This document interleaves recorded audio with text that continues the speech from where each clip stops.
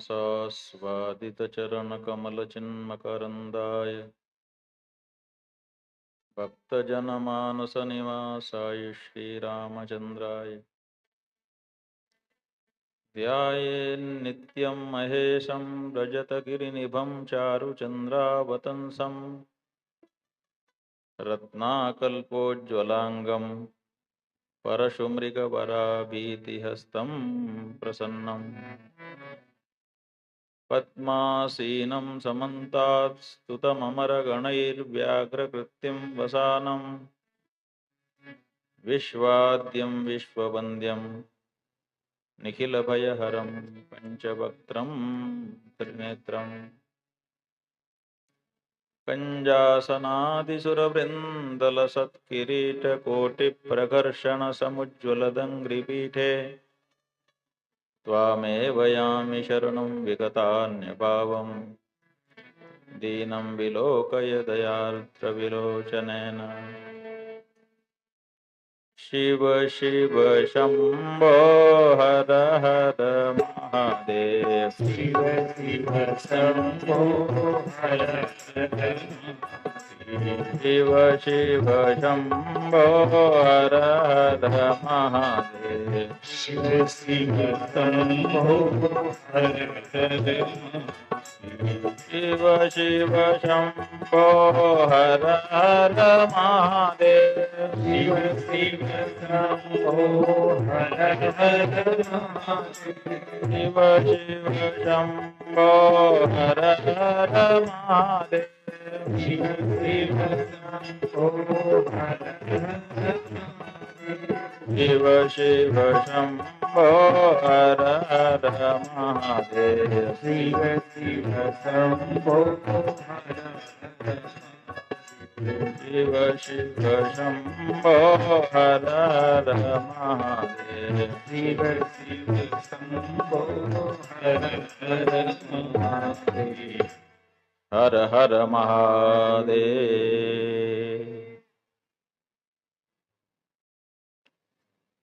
विराजमान नारायण स्वरूप यतिवृंद, संत वृंद, विद्वत वृंद, विशिष्ट जन, मातृशक्ति सज्जनों, भगवान शिव के चरित्रों के श्रवण के क्रम में उनके पुत्रों के चरित्र के श्रवण का भी सुअवसर हम लोगों को मिला। भगवान कार्तिकेय और भगवान श्री गणेश के चरित्रों को हमने सुना। आप लोगों के मन में जिज्ञासा हुई कि दो ही पुत्र थे भगवान शिव के कि और थे, तो उस बारे में भी चर्चा हुई। सुकेश, जालंधर और शास्ता, ये भी भगवान शिव के ही पुत्र हैं। इस रूप में उनके चरित्रों को भी संक्षेप में अपने लोगों ने सुना।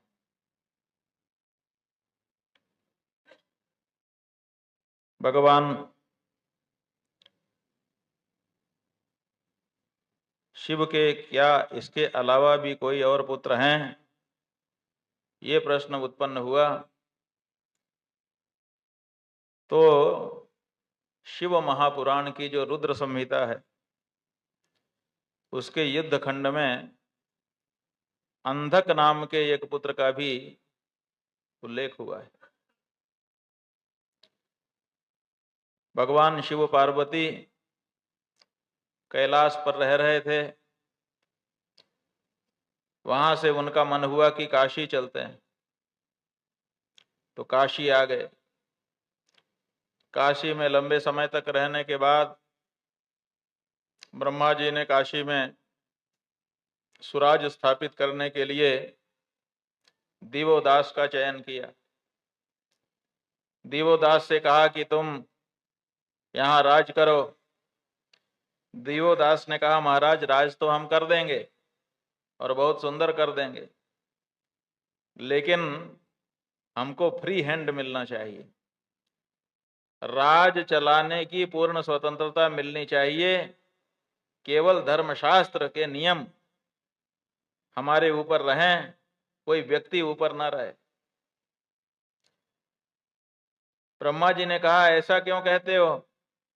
कहा ऐसा इसलिए कहते हैं कि कोई व्यक्ति अगर साथ में रहता है तो वो कुछ कहता है, हम कुछ कहते हैं, तो बात बिगड़ जाती है। इसलिए व्यवस्था का कार्य पूर्ण स्वतंत्रता के साथ कराया जाना चाहिए। तो हमें अगर पूर्ण स्वतंत्रता आप प्रदान करें तो हम काशी का राज संभालेंगे। ब्रह्मा जी ने कहा ठीक है, क्या करना है बताओ। कहा बाकी सब तो ठीक है, ये काशी में सारे देवता आके बस गए हैं। जहां देखो वहीं एक देवता, जहां देखो वहीं एक देवता। कभी ब्रह्मा जी ने ही इनको बुलाया था अश्वमेध यज्ञ करने पर।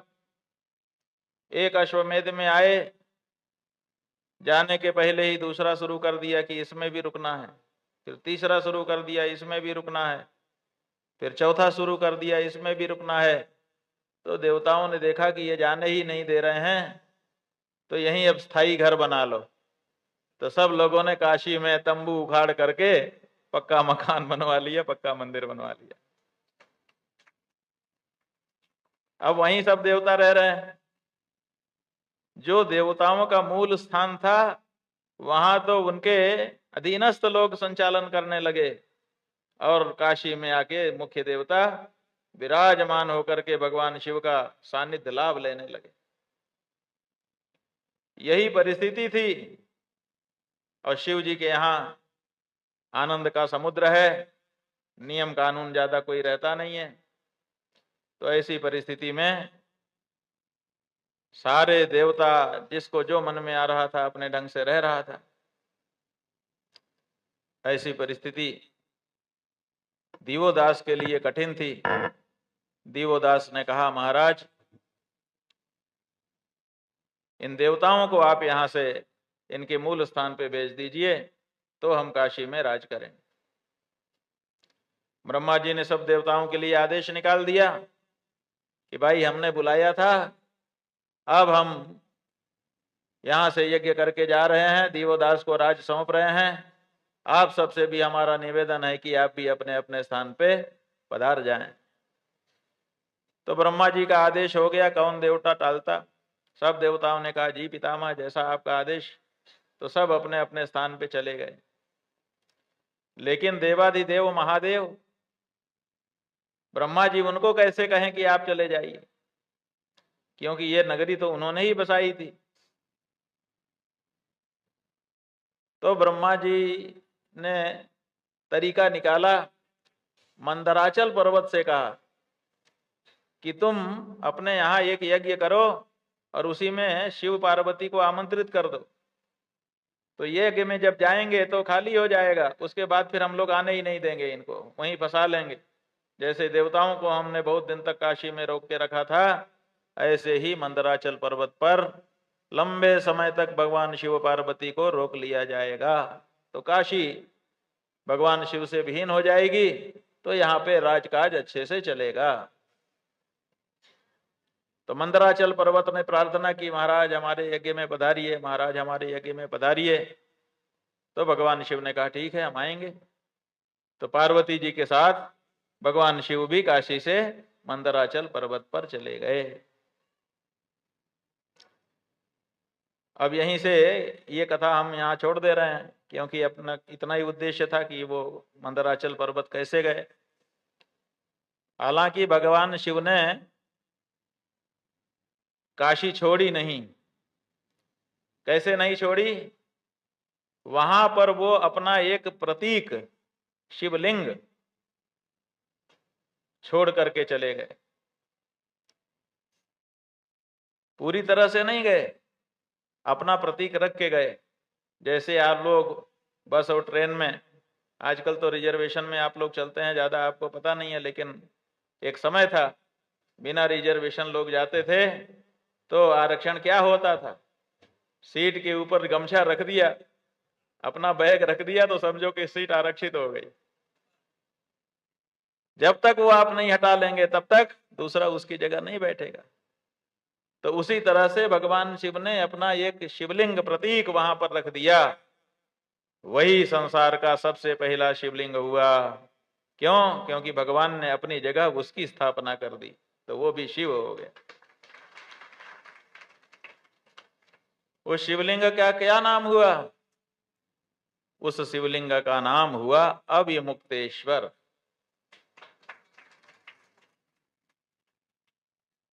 अविमुक्त का मतलब होता है ना विमुक्तम। मुक्त माने होता है छोड़ना, छूट, जो भी कहो। और विमुक्त मतलब विशेष रूप से छोड़ना, और न विमुक्त को कहते हैं अविमुक्त। तो ब्रह्मा जी समझ रहे थे कि शिव जी काशी छोड़ के जा रहे हैं, लेकिन काशी शिव जी ने छोड़ी नहीं, सामान्य रूप से छोड़ी, विशेष रूप से नहीं छोड़ी। इसलिए न विमुक्तम इति अविमुक्तम। अविमुक्त ईश्वर बन करके वहां भगवान शिव बैठ गए। और हमारे गुरुजी ने जब हमारा नाम रखा तो कहा इन्हीं अविमुक्त शिव का आनंद लेना, इसलिए हम अविमुक्तेश्वर आनंद हो गए। तो भगवान शिव ने काशी छोड़ी नहीं, वो कभी नहीं छोड़ते हैं।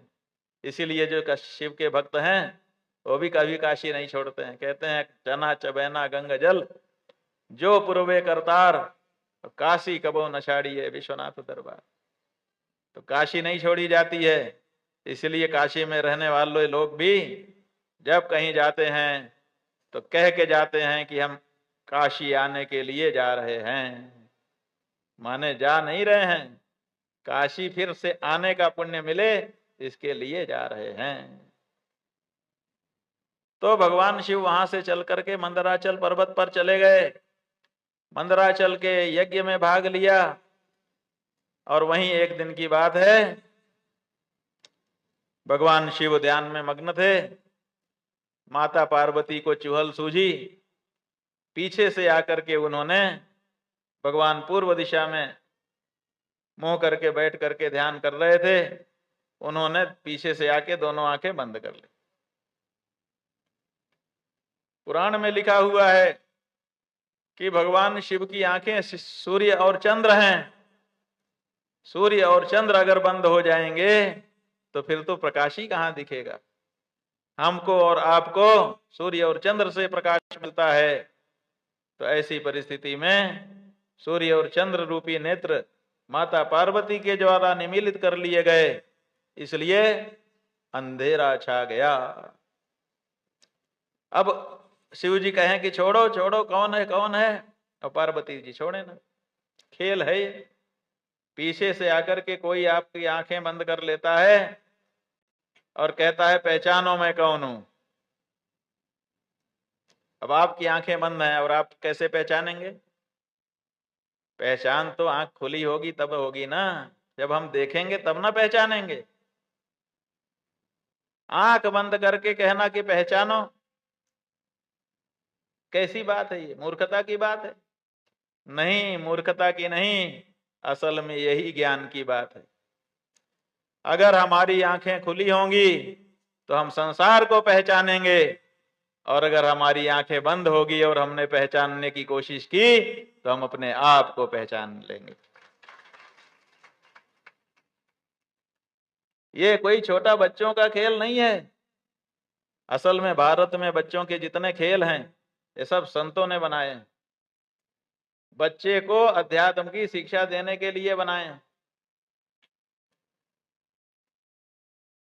बच्चे आ गए, चलो अब हम लोग छिपा छिपौल खेलेंगे, तो बच्चे छिपना शुरू करते हैं। सब बच्चे रहते हैं, फिर कहते हैं आंख बंद करो, तो मुख्य बच्चा वो जाकर के कहीं छिप जाता है। खोजते हैं उसको, कहाँ है, मिलता ही नहीं। और फिर कोई खोज लेता है और कोई नहीं खोज पाता है। यही खेल चलता है। क्या है ये खेल? ये खेल ये है कि परमात्मा ने संसार बनाया और इसी संसार में कहीं छिप गया, उसी को खोजना है। बच्चे के खेल के द्वारा आगे चल करके जो करना है उसको बता दिया जाता है। इसी तरह से जितने खेल हैं जो हमारे परंपरागत खेल हैं वो सब अध्यात्म पर आधारित खेल हैं। उन्हीं में अध्यात्म की पूरी सीख छिपी हुई है। आजकल उसको उस रूप में बताया नहीं जाता बच्चे को, इसलिए बच्चा नहीं समझता है। लेकिन खेल असल में अध्यात्म के उपदेश हैं। बंधुओं, माता पार्वती जी ने जब भगवान शिव की आंखें बंद कर ली तो भगवान को थोड़ा सा रोष आया। उनका जो तीसरा नेत्र है वो थोड़ा सा जागृत होने लगा, उसमें गर्मी फैली और उस गर्मी से भगवती के हाथ में गर्मी लगने लगी और उसमें पसीने की बूंदें आ गई और वो पसीने की बूंदें गिरी, उसी से एक अंधा बालक पैदा हो गया। उसी का नाम हुआ अंधकासुर। अंधकार में पैदा हुआ था और उसकी भी आंखें नहीं थी, इसलिए वो भी अंधेरे में ही रहा, तो अंधकासुर उसका नाम पड़ गया। कहते हैं बाद में वो भगवती पार्वती और शिव का पुत्र बन करके उनके पास रह रहा था। इधर हिरण्यकशिपु का भाई था हिरण्याक्ष, दोनों भाई थे। हिरण्यकशिपु बड़ा था, हिरण्याक्ष छोटा था। हिरण्यकशिपु का भी विवाह हो गया, हिरण्याक्ष का भी विवाह हो गया। हिरण्यकशिपु के यहाँ एक के बाद एक बेटे होने लगे। प्रहलाद हुआ, फिर अनुहलाद हुआ, फिर और दूसरे हुए, 5 बच्चे हो गए और हिरण्याक्ष के एक भी नहीं हुआ। हमने कल बताया था ना कि विवाह कर लेने मात्र से संतान नहीं होती है, ये तो भगवान की कृपा से होती है, वरदान है भगवान का। वरना आप में, हम में और किसी में क्या शक्ति कि वो ऐसी कृति बना दे। जो धूल का पुतला भी नहीं बना सकता, बोलो हम लोग मूर्ति बना सकते हैं? जो हम छोटी सी पत्थर की या मिट्टी की मूर्ति भी अच्छी से नहीं बना सकते, बनाने लगेंगे तो नाक कहीं चली जाएगी, आंख कहीं चली जाएगी, हाथ कहीं चला जाएगा। वो इतना सुंदर बच्चा कैसे बना सकते हैं? बना सकते हो? बना के दिखाओ। नहीं बनेगा। लेकिन फिर भी आपकी गोद में इतना सुंदर बच्चा आ जाता है, कहां से आता है? ये आपने नहीं बनाया बंधुओं, ये भगवान की कृति है, भगवान का वरदान है जो आपको प्राप्त हो गए। तो हिरण्याक्ष को संतान नहीं हुई तो वो कैलाश पर्वत पे जाकर के तपस्या करने लगा। इच्छित फल बिनु शिव अवराधे, लहई की कोटि जतन को साधे। भगवान शिव ही इच्छित फल को देने वाले हैं, आशुतोष हैं, अवडरदानी हैं, इसलिए उन्हीं की तपस्या करूंगा और उनसे पुत्र प्राप्ति का वरदान मांगूंगा। तो भगवान वरदान मांगने लगे। वो हिरण्याक्ष जो है वो तपस्या करके जब भगवान प्रसन्न हुए तो उनसे वरदान मांगने लगा। बोला महाराज आप हमको पुत्र दीजिए, संतान चाहिए हमको। भगवान ने कहा भाई देखो हमने तुम्हारे बारे में विचार कर लिया। नास्ति पुत्रः त्वद्वीर्यजः, तुम्हारे से उत्पन्न संतान नहीं होगी। पहले से लेख लिखा हुआ है कि तुम्हारा कोई और संतान पुत्र नहीं होगा। कहा महाराज तो फिर मेरी तपस्या व्यर्थ जाएगी, आपका मेरे सामने आके खड़ा होना व्यर्थ जाएगा। भगवान शिव ने कहा हिरण्याक्ष व्यर्थ नहीं जाएगा, मेरा दर्शन अमोघ है। तुमको पुत्र होना नहीं है, लेकिन तुमको भले ना हो, मेरे तो है। तुम्हारी तपस्या से मैं प्रसन्न हूं। मेरे पास पुत्र है, उसका नाम है अंधक, वो मैं तुमको प्रदान करता हूं। तो अंधकासुर नाम का जो पुत्र था वो भगवान ने हिरण्याक्ष को दे दिया। कितने कृपालु हैं। कि अपना पुत्र भी उठा के दे देते हैं अगर कोई बिना पुत्र वाला आ जाए। आप लोग दानी हो, कितना दोगे? अपना पुत्र ही उठा के दे दोगे? विश्वामित्र जी यज्ञ की रक्षा के लिए 10-15 दिन के लिए राम जी को मांगने आए थे दशरथ जी से, और दशरथ जी कह रहे थे कि जो चाहिए, राज चाहिए तो राज, देह चाहिए तो देह, प्राण चाहिए तो प्राण, महाराज सब ले लीजिए, लेकिन राम दे तो नहीं बने गोसाई, राम नहीं दे पाऊंगा। और भगवान शिव, हिरण्याक्ष ने कहा कि मुझे पुत्र चाहिए। उसके भाग्य में देखा इसको पुत्र होना नहीं है, कहा कोई बात नहीं है, मैं अपना पुत्र तुम्हें देता हूं।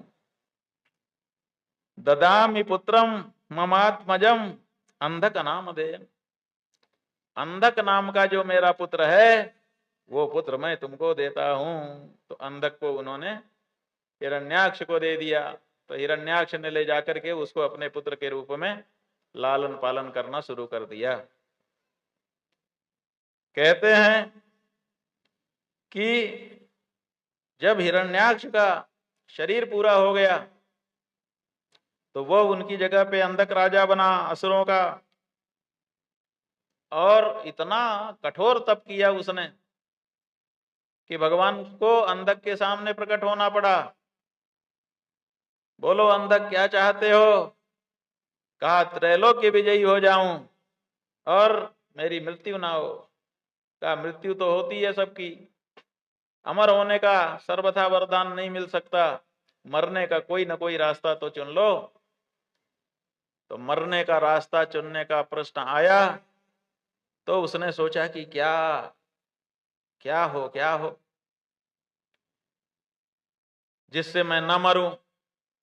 तो उसने सोचा कि इस संसार में एक मां है जिसके प्रति किसी पुत्र की कभी काम की भावना नहीं जागती, कितना ही दुष्ट हो लेकिन मां सामने आने से काम भावना शांत हो जाती। ये कभी देखा नहीं गया, सुना नहीं गया कि किसी पुत्र के मन में माता को देख करके काम की भावना आ जाए, असंभव। बस यही तो चाहिए था उसको कि असंभव सी चीज मांग लें ताकि मृत्यु ना हो। उसने कहा महाराज जब मेरी अपनी मां के प्रति काम भावना उत्पन्न हो जाए तब मेरी मृत्यु हो, अन्यथा मेरी मृत्यु ना हो, यही वरदान मुझे दे दीजिए। भगवान ने कहा तथास्तु, ऐसा ही हो। और वरदान पा करके एक तरह से अमर हो गया। अब वो समझ गया कि मुझे मारने वाला अब कोई नहीं है। चढ़ाई करके जिसको चाहता था जीत लेता था, तीनों लोगों को जीत लिया। त्राही त्राही मच गई। अगर किसी को लगातार राजा बना के रखोगे तो वो अत्याचारी हो जाएगा, इसीलिए लगातार राज्य किसी को नहीं देना चाहिए। उस सब राजा के मन में डर रहना चाहिए कि कभी भी मैं हार सकता हूं, तब तो वो ठीक काम करेंगे। और अगर किसी के मन में हो गया कि अब हमें हराने वाला कोई नहीं है तो फिर वो प्रजा की कोई परवाह नहीं करेंगे, मनमाना करने लग जाएंगे। इसलिए बीच बीच में हराते रहना ठीक है। अत्याचारी हो गया। नारद जी को सौंपा गया काम कि नारद जी अब इसका अंत होना चाहिए। इसके मन में माता के प्रति भावना काम की उत्पन्न करो। तो नारद जी पहुंच गए। कहा बेटा कैसे हो? प्रणाम किया, बहुत अच्छा हूं। क्या खबर लाए नारद जी? कही है जिसको अभी जीतना बाकी है? कहा हाँ एक है। कौन है? नाम बाद में पूछना, पहले उसके बारे में बताता हूं। और जो सौंदर्य का वर्णन किया, सौंदर्य लहरी सुनानी शुरू की। पराम्बा के सौंदर्य का वर्णन करते करते डूब गए। अंधकासुर बोला ऐसी सुंदरी और अभी तक हमारी नजर से बची हुई है, मैं इस सुंदरी को प्राप्त करके रहूंगा, पता बताइए। तो नारद जी ने पार्वती जी का पता बता दिया कि यहीं पर है। अब वो सेना लेकर के भगवान शिव के निवास स्थान पे चढ़ा आया और बड़ा भयंकर युद्ध हुआ। इतना भयंकर, बड़ा विस्तार से वर्णन है शिव पुराण में, लेकिन अंत में भगवान शिव ने उसको अपने त्रिशूल की नोक पर टांग दिया उठा करके, उसको मारा त्रिशूल, त्रिशूल उसके शरीर में प्रवेश कर गया, फिर ऐसे उठा दिया जैसे अभी हम लोग भारत के झंडे का उत्तोलन करके आए हैं ना। आज भारत की स्वतंत्रता तिथि है। अब भारत तो स्वतंत्र हुआ है, किससे स्वतंत्र हुआ, किससे गुलाम था बताओ? गुलाम किससे था? बोल नहीं पा रहे हो आप लोग? अंग्रेजों से गुलाम था। तो अंग्रेजों से जब गुलाम था भारत, तो जब आजाद हो गया, स्वतंत्र हो गया, तो अंग्रेजी हटनी चाहिए थी ना, लेकिन अंग्रेजी नहीं हटी। अंग्रेजों की ही तारीख में स्वतंत्रता मनाई जा रही है। अरे जब अंग्रेजों को हमने भगा दिया, तो अंग्रेजों की तारीख को भी भगा देना चाहिए, अपनी तारीख सामने लेके आना चाहिए। हमारी तारीख में क्या गलती है? अंग्रेजों की तारीख आगे पीछे होती रहती है। हमारी तारीख तो ऐसी है कि जिस दिन हम लिख देते हैं कि आज पूर्णिमा है, उस दिन चंद्रमा भी गोल गोल होकर के प्रकट होता है, और जिस दिन हम लिख देते हैं कि आज ग्रहण होगा, उसी दिन सूरज हो चाहे चंद्रमा काला काला हो जाता है।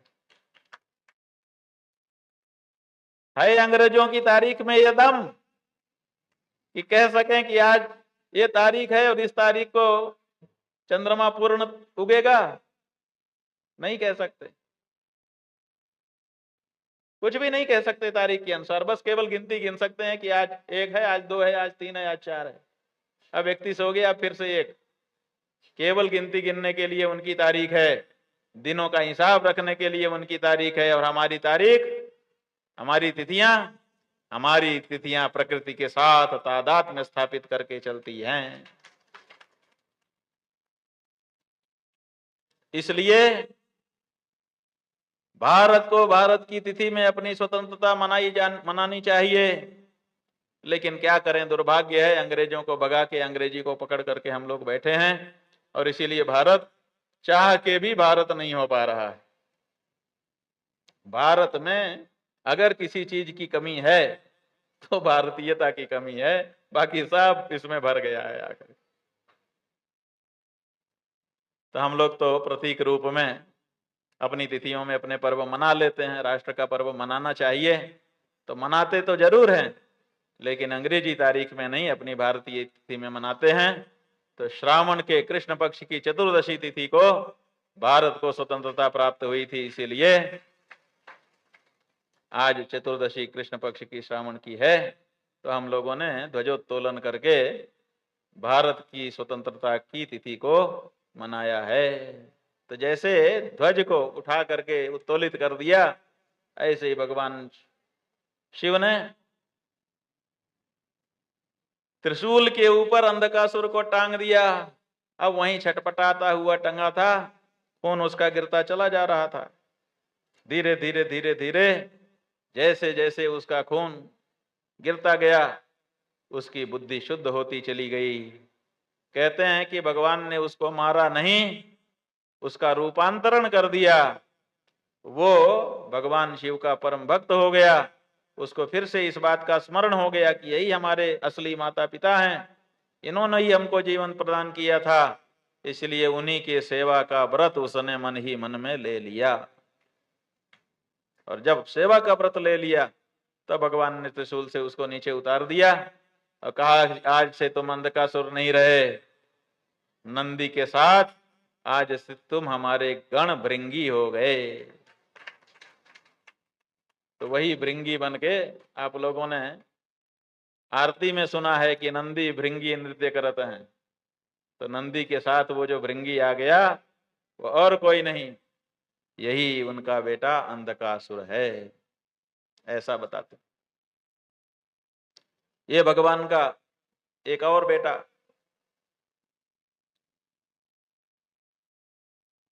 वहीं पर कथा आई है कि भृगु और ख्याति से शुक्राचार्य जी उत्पन्न हुए। और वो जो शुक्राचार्य जी हैं वो शिवपुत्र भी हैं। ये कैसे हो सकता है? जब वो भृगु और ख्याति के पुत्र हैं तो शिवपुत्र कैसे हो सकते हैं? कहा हैं, कैसे हैं? बात यह है कि शुक्राचार्य जी ने बड़ी तपस्या की। काहे के लिए? कहा हमको मृत संजीवनी विद्या चाहिए, जो कि शिव जी के पास है। त्र्यंबकं यजामहे, आप लोग मंत्र पढ़ते हैं कि नहीं? महामृत्युंजय, मृत्यु को जीत लेने वाला मंत्र। इसी तरह से भगवान शिव के पास जो नहीं मरा है वो नहीं मरेगा, इसके लिए महामृत्युंजय है। लेकिन जो मर गया है उसको फिर से जीवित कर देने की भी एक विद्या है, जिसका नाम मृत संजीवनी विद्या कहा जाता है। भाभी हूं मेटी सकई त्रिपुरारी, ये त्रिपुरारी में सामर्थ्य है कि वो मरे को भी जिला सकते हैं। तो उनके पास मृत संजीवनी जो विद्या थी उसी के ऊपर नजर लग गई शुक्राचार्य की कि ये विद्या ले ली जाए। लेकिन शिव जी तो किसी को देते नहीं। शिव जी तो उस विद्या को ऐसी गांठ बांध के रखे हैं कि किसी को बताते ही नहीं। माता सती और भगवान शिव कैलाश पर बैठे हुए थे, बातें हो रही थी। माता सती ने भगवान शिव से पूछा, प्रभु एक बात पूछें, बताएंगे? भगवान ने कहा कि क्यों नहीं बताएंगे, जरूर बताएंगे। भगवान शिव जो हैं वो सबसे बड़े गुरु हैं, उनसे बड़ा कोई गुरु नहीं है। जब शिव जी के गुरु रूप की अपने लोग चर्चा करेंगे तो उस समय ये सब चर्चा फिर आएगी। तो भगवान शिव ने पार्वती जी को बड़े उपदेश किए हैं, जो पूछती थी वो बताते थे। तो पार्वती जी ने पूछा, महाराज ये बताइए, आप ये जो गले में मुंडों की माला पहनते हैं, ये किसके मुंड हैं? किसी के तो होंगे। तो मुंड की माला आप पहनते हैं, वो मुंड किसके हैं? और जिसके मुंड होंगे वो कोई खासा ही व्यक्ति होगा, किसी का भी मुंड लेके थोड़ा कोई पहन लेगा गले में। महाराज हमको बताइए ये मुंड किसके हैं? तो शंकर जी ने कहा, पार्वती जी ये सब छोड़ो, हर चीज क्या पूछना है? कहा महाराज आपने तो कभी हमसे कुछ छिपाया नहीं, ये क्यों छुपा रहे हैं? कहा ये असल में इसलिए छुपा रहे हैं कि ये तुम्हारे ही मुंडों की माला है। सती माता ने कहा, मेरे मुंडों की माला? मेरे मुंड की माला का मतलब मैं इतनी बार मर चुकी? कहा जाने की इतनी बार तुम्हारा किन किन रूपों में अवतार होता है, फिर हमारा सानिध्य लाभ करती हो, फिर तुम्हारा शरीर छूट जाता है। तुम्हारे मुंड की एक माला मैं फिर से उसी माला में गूंथ लेता हूं, इसी तरह से ये माला बढ़ती चली जा रही है। ये मेरे मन में तुम्हारे लिए जो प्यार है उसकी निशानी है सती। सती माता ने कहा, हाँ निशानी तो है, लेकिन महाराज एक बात बताइए कि जब आप हमको इतना प्यार करते हैं कि हमारे मरे हुए मुंड को भी अपने गले की माला में पहन लेते हैं, तो इससे ज्यादा तो कोई प्यार होगा नहीं। यहाँ भी बहुत से लोग हैं संसार में, वो भी प्यार करते हैं, लेकिन जो प्यारा व्यक्ति मर जाता है उसके मुंड की माला थोड़े पहनते हैं। ऐसा तो देखा नहीं गया। आपका प्यार तो संसार के प्यार करने वालों से बहुत ऊंचा है, ये मैं मानती हूं। लेकिन महाराज एक बात बताइए, जब आप इतना हमको प्यार करते हैं तो फिर हमको मरने क्यों देते हैं? और सबसे बड़ी बात यह है कि आप नहीं मरते। कहा मैं नहीं मरता। कहा फिर क्या कारण है कि आप नहीं मरते और मैं मर जाती हूं? आप नहीं मरते इसका कारण बताइए। भगवान ने कहा, मैं अमर मंत्र जानता हूं। अमर मंत्र जानने के कारण मैं मरता ही नहीं। जो अमर मंत्र नहीं जानता वही मरता है। कहा महाराज बस यहीं पर बात आकर के फंस गई। आप कहते हैं कि आप हमको बहुत प्यार करते हैं, लेकिन जो प्यार करते हैं तो मरने कैसे देते हैं? और खास करके तब जब अमर मंत्र आपके पास है। तो उस अमर मंत्र से अगर खुद अमर हो सकते हैं तो हमें भी तो वो अमर मंत्र बता के अमर कर सकते हैं, तो हमको नहीं बताते हैं और स्वयं अमर मंत्र लिए अमर बने हुए हैं। आपके स्नेह प्रेम पर हमको संदेह हो रहा है। भगवान ने कहा संदेह मत करो, संदेह करना ठीक नहीं होता है। लेकिन माता कहाँ मानने वाली थी, उन्होंने कहा हमें भी अमर मंत्र बताइए। तो आप लोगों को पता ही है, भगवान ने कहा ठीक है, अच्छा चलो बताते हैं। सब खाली करा दिया जंगल, किसी को नहीं रुकने दिया। देवी भागवत में पूरा वर्णन है। लेकिन कितना भी हटाओ कोई तो रह ही जाता है। तो एक तोता जिसने अंडा दिया था, वो तोता तो भाग गया डर के मारे कि भगाए जा रहे हैं सब तो हम भाग जाएं, लेकिन अंडा नहीं ले जा पाया। तो जिस पेड़ के नीचे बैठ करके अमर कथा सुनाने वाले थे, उसी पेड़ की कोठरी में बचा रह गया। तोता अब मैना के साथ भाग गया, सब निर्जन हो गया। शंकर जी ने कहा भाई कोई नहीं है? कहा कोई नहीं है। कहा ठीक है पार्वती, अब सुनो मैं तुमको अमर कथा सुनाता हूं, लेकिन एक शर्त है, तुम हुकारी भरते जाना, क्योंकि हम आंख बंद करके तन्मय होकर के सुनाएंगे। भाव में डूब करके सुनाएंगे तो हमको पता चलेगा कि तुम हुकारी भरोगी, तो पता चलेगा कि सुन रही हो। कहा महाराज जरूर। तो पार्वती जी हुकारी भरने लगी, शंकर जी अमर कथा सुनाने लगे। और देखते देखते देखते देखते वो अंडा जो है वो पक करके फूट गया, उसमें से बच्चा निकल आया। उस बच्चे को क्या पता, उसने अपने माता पिता को तो देखा नहीं, इन्हीं को देखा। तो वो सुनाते जाते थे और माता कहती जाती थी। तो वो बच्चा भी जो देखा वही सीख गया, तो वो भी कहता चला जाता था। अब भगवान शिव सुनाते जा रहे हैं और एक समय आया कि माता पार्वती को नींद आने लगी, वो तो लटक गई और हुंकारी भरता रहा वही तोता। और जब कथा पूरी हो गई, भगवान शिव ने आंखें खोली, तो पार्वती जी अमर कथा तुमने अब सुन ली, अब तुम भी अमर हो गई। कहा हाँ महाराज, वहां तक तो हमने सुना था, उसके बाद? कहा उसके बाद हमने तो सब सुना दिया। कहा हम तो सुन नहीं पाए, क्यों? हमको तो नींद लग गई थी। नहीं नहीं नहीं नहीं, नींद नहीं लगी थी, तुम हुकारी भर रही थी। कहा नहीं महाराज, हम आपसे क्यों झूठ बोलेंगे, नींद लग गई थी हमारी। कहा तो फिर हुकारी कौन भर रहा था, इसका मतलब कोई और है। और जैसे ही ध्यान लगा के देखा तो ऊपर तोते का बच्चा, भगवान शिव ने त्रिशूल उठा लिया। अभी इसका वध किए देता हूं। कहां से वध करोगे महाराज, खुद ही आप अमर कथा सुनाए हो, खुद ही वध करोगे? वो तो अमर हो चुका। तो वो भागा और शंकर जी पीछे त्रिशूल लेके दौड़े और कहते हैं व्यास जी की पत्नी सूर्यार्घ दे रही थी खड़ी होकर के, और अचानक उसको जमाई आई तो उसी के मुंह में घुस गए। अब भगवान शिव किसी स्त्री को कैसे त्रिशूल मारे? तो वापस आ गए और वो वहीं पे डरा हुआ गर्भ में जाके छिपा रहा। लंबे समय के बाद जब सहना मुश्किल हो गया गर्भ में, 17-16 साल का होने के बाद, तब व्यास जी ने कहा भाई बाहर आ जाओ, नहीं तो तुम्हारी मां मर जाएगी। कहा देखो, हमको संसार में ना बांधो तो हम आए क्यों? यही संसार है जो हमको मारता है, इसीलिए हमको इसमें नहीं फंसना है। व्यास जी ने कहा ठीक है, कोई बात नहीं। तो आविर्भूत हुआ बच्चा, पैदा होते ही जंगल की तरफ भागा। व्यास जी पीछे पीछे बेटा बेटा बेटा कहते चले, वो चला जा रहा था, व्यास जी चले जा रहे थे। और आप लोगों ने सुना ही है, एक गांव के बाहर तालाब में माताएं स्नान कर रही थी।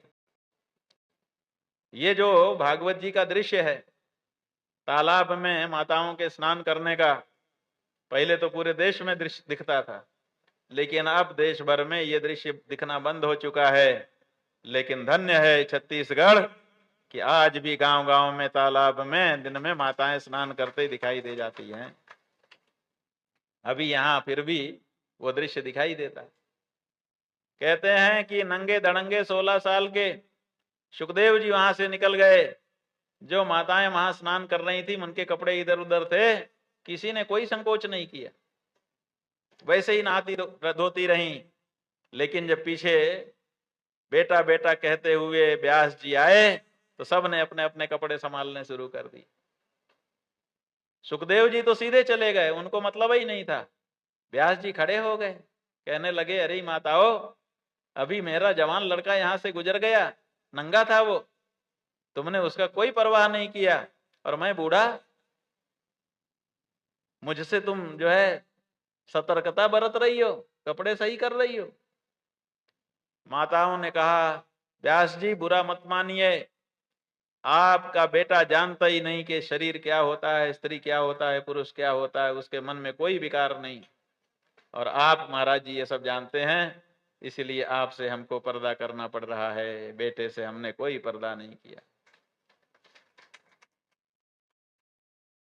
बेटा जो है वो सब में एक ही आत्मा को देखता है, भेद दृष्टि उसमें है ही नहीं, सर्वभूत हृदय। व्यास जी समझ गए, लेकिन पुत्र मोह में आगे बढ़े तो बेटा बेटा कह के जो चिल्लाए तो जंगल से जो पेड़ थे उधर से प्रतिध्वनि आने लगी, बेटा बेटा। ये कहते थे बेटा तो उधर से आवाज आती थी बेटा। व्यास जी खड़े हो गए कि ये बेटा बेटा कहाँ से आवाज आ रही है, मैं तो कह रहा हूं लेकिन इधर से कहाँ से आ रही है। तो पता चला पेड़ों से आ रही है। उस जंगल के जो पेड़ थे मानो वो कह रहे थे कि तुम जिसको बेटा कह रहे हो व्यास जी, असल में वो बेटा नहीं है, बेटा तो तुम हो जो उसके पीछे पीछे चले जा रहे। ये पिता पुत्र की जो बना है ये तुम्हारे मन में है, उसके मन में ना कोई बेटा है ना कोई बाप है, वो तो आत्म तत्व में स्थित है। ये कथा हमने इसलिए सुनाई कि भगवान शिव जो है वो मृत संजीवनी विद्या जानते हैं। तो शुक्राचार्य के मन में बात आ गई कि मृत संजीवनी विद्या हम सीख लें शंकर जी से। तपस्या किया। अब भगवान शिव तो ऐसे ही हैं कि तपस्या करे तो कुछ भी दे सकते हैं। कहा महाराज मृत संजीवनी विद्या दे दीजिए, तो कहा ठीक है ले लो। तो शुक्राचार्य को मृत संजीवनी विद्या सिखा दी। अब शुक्राचार्य ने मृत संजीवनी विद्या सीख ली। अब इधर अंधकासुर के साथ युद्ध हो रहा है। अंधकासुर असुर हो चुका है, हिरण्याक्ष की जगह पे असुरों का राजा, और वो पार्वती जी की प्राप्ति के लिए शिव जी के यहाँ आकर के युद्ध कर रहा है। और शिव गणों के साथ युद्ध होता है, असुरों को मार गिराते हैं, हजारों लाखों असुर मारे जाते हैं। लेकिन ये क्या, इधर शिव के गण लड़ते हैं और लड़ करके असुरों को मारते हैं, हजारों लाखों की लाश बिछ जाती है। बड़े प्रसन्न होते हैं कि आज हमने असुर सैन्य को संहार कर दिया, और दूसरे दिन फिर उतने ही असुर लड़ने के लिए आ जाते। इन लोगों ने देखा भाई कहां से आ रहे हैं, तो पता चला कि शुक्राचार्य जी रात को मृत संजीवनी विद्या से सबको फिर से जीवित कर दे रहे हैं। अब बड़ा कठिन हो गया असुरों से पार पाना। तो भगवान शिव ने नंदी जी से कहा कि भाई देखो क्या बात है, असुर परास्त ही नहीं हो रहे हैं। नंदी बाबा ने कहा महाराज ये सब शुक्राचार्य जी की देन है, जिनको हमारे लोग मारते हैं उनको वो मृत संजीवनी विद्या से जो आप ही की दी हुई है उससे जिला देते हैं। कहा कि पकड़ लो, शुक्राचार्य को पकड़ लो, हमारे द्वारा दी गई विद्या का हमारे ही विरुद्ध प्रयोग कर रहा है, ये सही नहीं है, ये शिष्टाचार नहीं है। जिससे विद्या सीखो कम से कम उस विद्या का दुरुपयोग उसके ऊपर तो मत करो। शुक्राचार्य ये कर रहा है, अपने गुरु को भी नहीं छोड़ रहा है। इसीलिए गुरु सब कुछ नहीं सिखाते, क्योंकि सब कुछ सिखा देंगे तो चेला फिर सर्वज्ञ बन के उन्हीं के ऊपर न चढ़ जाए। इसीलिए कहते हैं कि गुरु लोग एक विद्या फिर भी बचाए रह जाते हैं। कहते हैं कि एक चेला गुरु थे, उस्ताद और शिष्य शागिर्द, तो वो तलवारबाजी के गुरु थे। तो तलवारबाजी सिखाई, जो चेला था उसने बड़ी सेवा की गुरु की, और कहा कि गुरु जी कुछ बचाइएगा मत, सब सिखा दीजिए। कहा ठीक है सब सिखा देंगे। लेकिन सब सिखा देंगे सब सिखा देंगे कहने के बाद भी कुछ दांव तो बचाए ही रहे गुरुजी, लेकिन उसको कह दिया कि अब हमने तुमको सब सिखा दिया। अब जब उसको पता चला कि गुरुजी ने सब सिखा दिया तो उसने गुरुजी को ही चैलेंज कर दिया कि अब आप हमारे से तलवारबाजी करिए, अन्यथा आप पराजय स्वीकार करिए। उसने सोचा कि अगर हम अपने गुरुजी को पराजित कर देंगे तो हमारी पूरी धाक बन जाएगी कि ये तो इतने बड़े गुरु को परास्त कर सकता है, तो हमसे कोई लड़ेगा ही नहीं, फिर हिम्मत ही नहीं करेगा। गुरुजी ने कहा अच्छा हम ही से युद्ध करोगे, ठीक है, लेकिन 1 हफ्ते का समय चाहिए हमको, 1 हफ्ते बाद हम युद्ध आगे करेंगे। तो चेले ने कहा अच्छा ठीक है, 1 हफ्ते का समय देते हैं। अब चेले ने जासूस लगा दिए गुरुजी के यहाँ कि गुरुजी जो जो करें इस बीच में हमको पता चलते रहना चाहिए ताकि हम उसकी काट ढूंढ लें। तो गुरुजी ने क्या किया कि लोहार बनवाए और कहा कि भाई देखो 7 फुट की तलवार बनवाओ एक। तो 7 फुट की एक तलवार बनने लगी और कहा कि बढ़िया तलवार बनाओ, इसमें अच्छे से धार दो और इसकी म्यान बना के उसमें रख दो, इसी से हमारी लड़ाई होगी। तो लोहार आ गए, काम पे लग गए, बढ़िया वाले लोहे से 7 फुट लंबी तलवार बनाई गई और उस पर धार दी गई, चमकाया गया, मुठिया बनाई गई और फिर एक म्यान बना करके उसके अंदर उस तलवार को रख दिया गया। और इधर चेले को पता चलता रहता था कि 7 फुट की तलवार बन रही है और उसी से गुरुजी 7वें दिन हमसे लड़ने वाले हैं। समझ गया, उसने भी कहा हम भी बनवाए लेते हैं, तो उसने भी 7 फुट की तलवार बनवा ली। जैसे जैसे रोज सूचना मिलती थी वैसे वैसे लोहार लगवा के उसने भी बनवा लिया। कहा अब बराबरी की टक्कर होगी गुरु महाराज, आप क्या समझते हो। तो लड़ाई का दिन आ गया। गुरु महाराज वो 7 फुट लंबी तलवार म्यान में बंद जो थी वो लेके आए। कहा भाई आओ लड़ाई शुरू होगी। वो भी हंसते हुए आया, चेला भी। कहा महाराज ये देखिए अपनी भी 7 फुट की तलवार म्यान के सहित लेके आ गए। आप क्या समझते हैं कि आप ही के पास ऐसी तलवार है, हमारे पास भी ऐसी तलवार है, हम भी इसी से लड़ेंगे। अरे तुमको कैसे पता चला कि हम विशेष तलवार बनवा रहे हैं। कहा महाराज यही तो बात है, बड़ों से लड़ाई लड़ने के लिए बहुत सतर्क रहना पड़ता है। गुरुजी ने कहा चलो अब तो क्या करोगे। दिखावटी थोड़ा सा मुंह लटका लिया गुरुजी ने कि भाई अब क्या करें, अब तो लगता है कि पराजय हो जाएगी। और वो चेला खुश हो गया कि देखो अभी से इनका मुंह लटकने लगा और लड़ने के लिए खड़े हो गए। तलवार दोनों की रख दी गई, समय हो गया, दोनों सामने आ गए। युद्ध शुरू किया जाए। जैसे ही बिगुल बजा वैसे ही तलवार निकालने के लिए मुठिया पे हाथ रखा गया और जैसे ही हुआ 1 2 3 वैसे तलवार यूं निकालना था तो गुरुजी ने यूं तलवार निकाल ली, 1.5 फुट की तलवार। और वो उसकी तो 7 फुट की थी। अब वो खींच रहा है, खींच रहा है, निकल ही नहीं रही है। तब तक तो गुरुजी ने ले जाके उसके गर्दन पे तलवार रख दी। कहा बोल काट दूं कि छोड़ दूं। हाथ जोड़ लिया, गुरुजी गुरुजी प्राण छोड़ दीजिए हमारा। गुरुजी ने कहा ठीक है, मैं तुम्हें मारने के लिए तैयार नहीं हूं, मेरा मारना उद्देश्य नहीं है। बोलो पराजित हो गए कि नहीं। बोला गुरुजी पराजित हो गया, मैं स्वीकार करता हूं, लेकिन ये तो बताइए कि जब आपको 1.5 फुट की तलवार से युद्ध करना था तो आपने 7 फुट की तलवार क्यों बनवाई। बोले तुमको धोखा देने के लिए, ताकि तुम धोखे में आ जाओ। 7 फुट की तलवार से युद्ध नहीं हो सकता, कैसे घुमाओगे, कैसे पैंतरा बांध मारोगे, इतनी अकल तुमको नहीं है। इसलिए गुरु ही रहता है। भगवान शिव ने कहा कि हमारी सिखाई विद्या का हमारे ऊपर ही प्रयोग कर रहा है, ये ठीक नहीं है।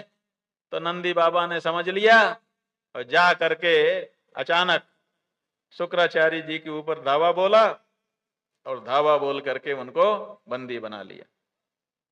घसीटते हुए लेकर के शिव जी के सामने आ गए। ये शुक्राचार्य हैं, यही मृत संजीवनी विद्या के द्वारा असुर सेना को फिर से जीवित कर देते हैं। महाराज क्या करना है इनके साथ? शंकर जी ने कहा ये बाहर रहेगा तो अपना काम करता रहेगा, इसलिए मेरे पास ले आओ। और जैसे ही भगवान शंकर के पास लाए तो भगवान शंकर ने अपना मुख फैलाया महाकाल की तरह से, और काल के गाल में जैसे डालते हो वैसे निगल गए, मुंह में डाला और घोंट गए पानी के साथ। अब शुक्राचार्य भगवान शंकर के पेट में चले गए, लेकिन मृत संजीवनी विद्या जानते थे, मरे नहीं, अब पेट में ही हैं। भगवान शंकर ने भी उनको पेट में ही रखा। वहीं पे शुक्राचार्य तपस्या करने लगे। लंबा समय बीत गया, तब शुक्राचार्य जो है एक दिन भगवान के शरीर से शुक्र के रूप में बाहर निकल आए। गर्मी बढ़ी, तपस्या की, और जब गर्मी बढ़ती है तो ऐसा ही होता है। तो शुक्र रूप के रूप में भगवान शिव के शरीर से बाहर निकले। इसीलिए भगवान शिव ने कहा कि तुम हमारे पुत्र हो। शुक्रवन निश्रितो यस्मात् लिंगान में भृगुनंदन कर्मणा तेन शुक्रस्त्वम मम पुत्रोसी गम्यताम। मेरे पुत्र हो, ऐसा कह करके शुक्राचार्य जी को भगवान ने पुकारा, और इसीलिए शुक्राचार्य भी भगवान शिव के पुत्र स्वीकार किए गए हैं। ऐसी भगवान की लीला है। गर्भाधान कभी पार्वती जी को कराया नहीं, पार्वती जी ने कभी गर्भ धारण किया नहीं, और बेटों की लाइन लग गई। ये शिव के शिवत्व है। यहां लोगों को बेटे नहीं मिल रहे हैं, और वहां उन्होंने अपने योगी स्वरूप को बरकरार रखा, लेकिन पुत्रों की पंक्ति लगा दी। ऐसे अनेक भगवान के पुत्र हैं। पुत्र और पुत्री, इसके बारे में लोगों के मन में बड़ा वो है कि पुत्र होना चाहिए कि पुत्री होनी चाहिए। आप लोगों के यहां भी बहस चलती है कि कितने पुत्र हों कितनी पुत्रियां हों। अनुपात हमने कल बता ही दिया था कि 1000 पे 1000 से ज्यादा ही कन्याएं उत्पन्न होती हैं। इसका मतलब प्रकृति भी कन्याओं की संख्या ज्यादा रखना चाहती है। और हमारा जो कानून है भारत का, वो कानून कहता है कि पुत्र संतान हो चाहे पुत्री संतान हो, कोई अंतर नहीं। बात तो सही है, शारीरिक बनावट के अलावा बाकी क्या अंतर है? वैसा ही खाना, वैसे ही पीना, वैसे ही उनकी संवेदना, वैसे उनकी मानवीय भावना, वैसे उनके हृदय में स्नेह प्रेम, वैसे ही देश के लिए उनका योगदान। अरे पुरुषों ने बहुत सारा योगदान किया है, तो स्त्रियों ने भी तो बहुत योगदान किया है। कोई ऐसी बात नहीं है जिससे पता चले कि स्त्री में और पुरुष में ज्यादा अंतर है। कानून तो उनको बिल्कुल बराबर का दर्जा देता है। लेकिन शास्त्र, हमारा धर्मशास्त्र दोनों को बराबर नहीं मानता। जान लीजिए, दो दृष्टियां हैं हमारे शास्त्र की। एक दृष्टि तो यह है कि पुरुष और स्त्री, विदेशी दृष्टि जो है वो अलग है। वो कहते हैं पुरुष हो चाहे स्त्री हो, दोनों बराबर हैं। जैसा पुरुष है वैसे ही स्त्री है, दोनों पूर्ण है अपनी अपनी जगह पे, किसी को किसी की अपेक्षा नहीं है। लेकिन भारत का जो हिंदू धर्मशास्त्र है, हिंदू धर्मशास्त्र ऐसा नहीं मानता। हिंदू धर्मशास्त्र का कहना है कि पुरुष भी आधा है और स्त्री भी आधी है। जब ये दोनों मिलेंगे तो मिल करके पूरे बनेंगे।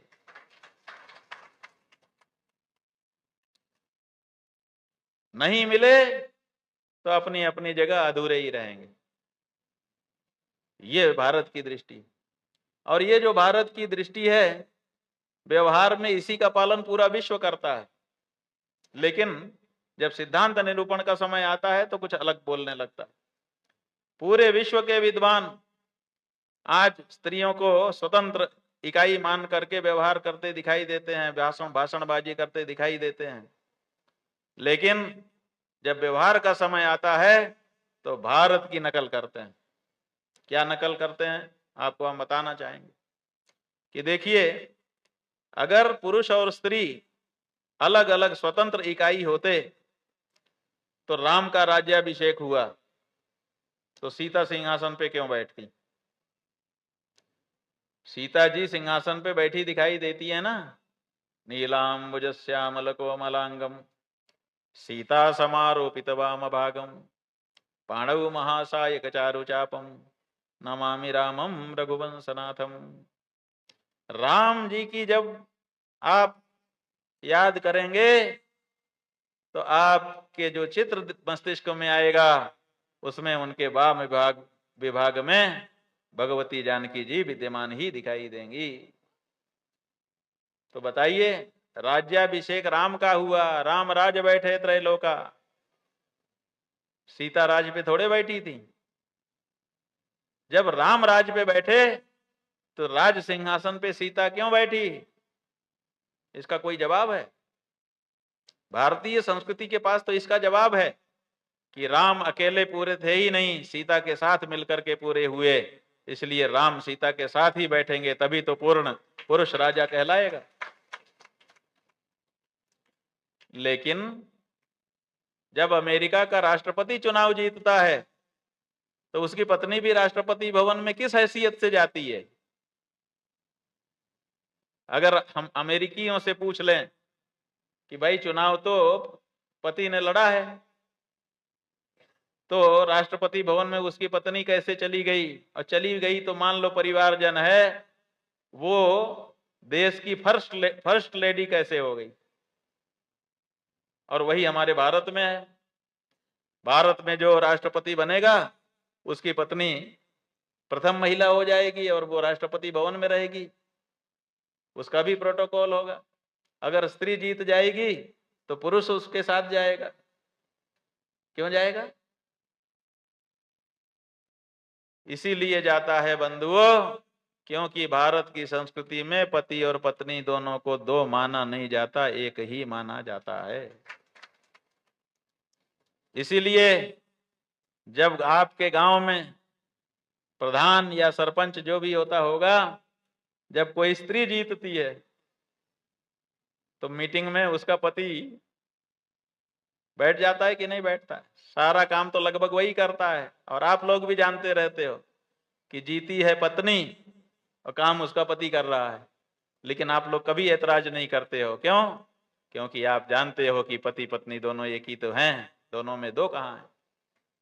इसलिए आपके यहां तो ठीक है, लेकिन जो लोग पति स्त्री और पुरुष को अलग अलग इकाई मानते हैं, उनको तो कम से कम ये करना चाहिए कि जो जीते वही जाए, बाकी को नहीं जाना चाहिए। तब हम माने कि हाँ तुम अपने सिद्धांत पे खड़े हो।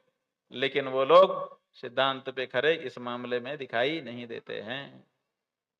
खैर, हमारे यहां एक दृष्टि ये है, और दूसरी दृष्टि ये है कि पुत्री जो है वो लक्ष्मी जी का अवतार है। जब कन्या जन्म लेती है तो लोग कहते हैं लक्ष्मी जी आई है। जब पुत्र उत्पन्न होता है तो कोई नहीं कहता कि विष्णु जी आए, लेकिन कन्या लक्ष्मी जी आई है। इसका मतलब उनमें विशेष भावना है।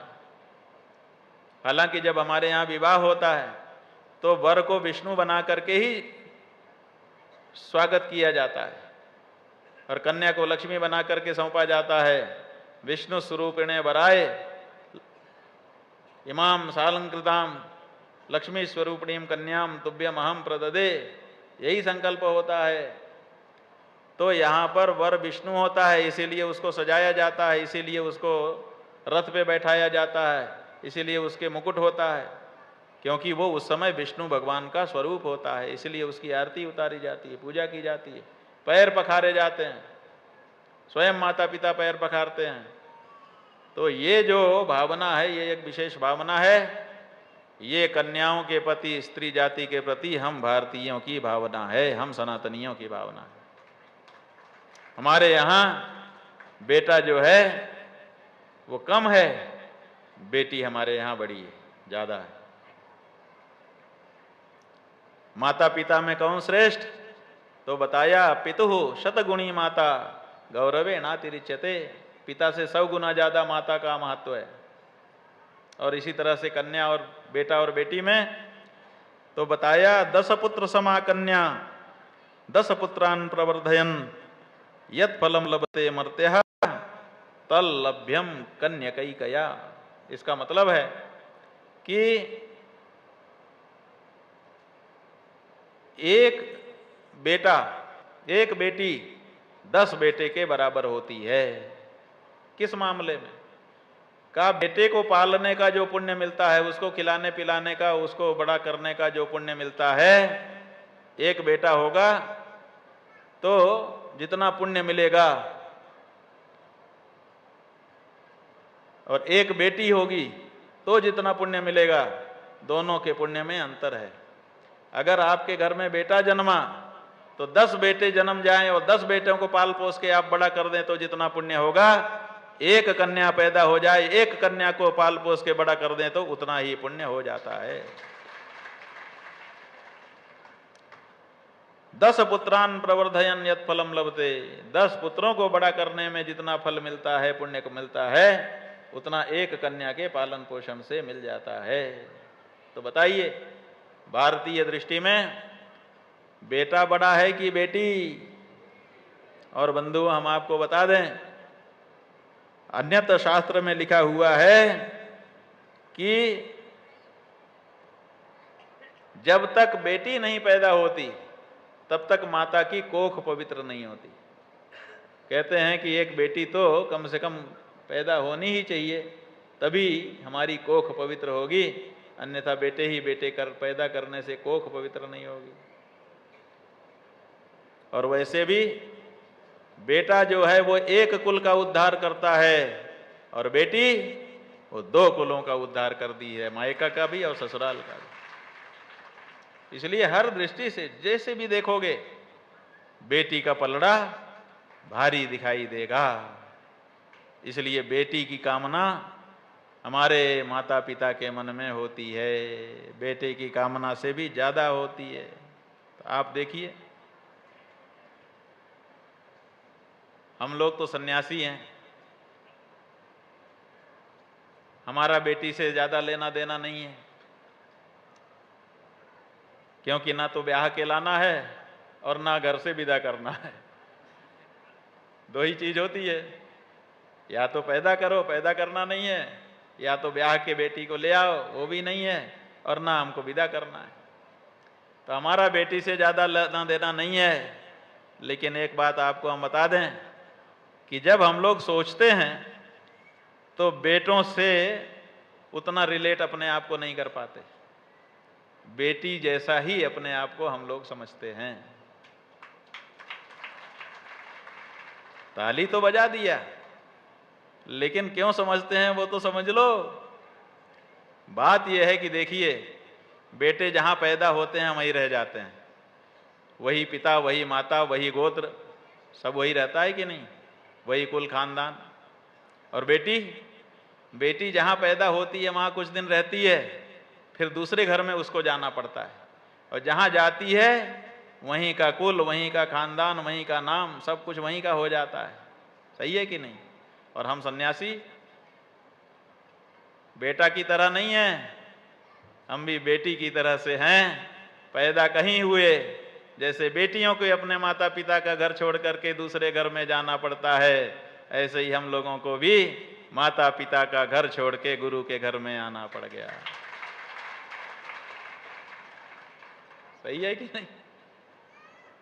बेटी का भी गोत्र बदल गया और हमारा भी गोत्र बदल गया।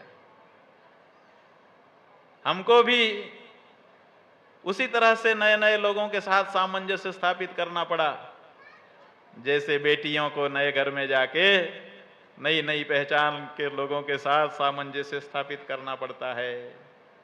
और हमको भी कभी कभी ताने महने मिलते ही रहते हैं कि बड़े आए अमुक के बेटा। जैसे हमारी बहनों को ससुराल में कभी मीठे ढंग से और कभी कड़वे ढंग से ताने तो मिलते ही रहते हैं। तो हमारी भी हालत वही है कि नहीं है? तो जैसे एक बेटी अपने माँ बाप के घर से निकल करके दूसरे परिवार में जाके अपना जीवन बनाती है और वहीं की होके रह जाती है, ऐसे ही एक साधु सन्यासी भी माँ बाप के घर से निकल करके गुरु के घर में जाते हैं और वहीं अपना संसार जीवन पर्यंत के लिए बसा लेते हैं। तो बताओ, बेटियों की भावना को हम ज्यादा समझेंगे कि तुम? कहना पड़ेगा कि हम ही समझ सकते हैं, क्योंकि हम भी लगभग उसी तरह का जीवन जी रहे हैं। इसलिए बेटियों के बारे में सबके मन में विशेष भावना रहती है। बेटियों की कामना लोग करते हैं। आप देखिए, भगवती पार्वती के मन में कामना आ गई कि बेटे तो हमारे कई हो गए, बेटी भी होना चाहिए। कैसे? बात यह है कि एक दिन की बात है,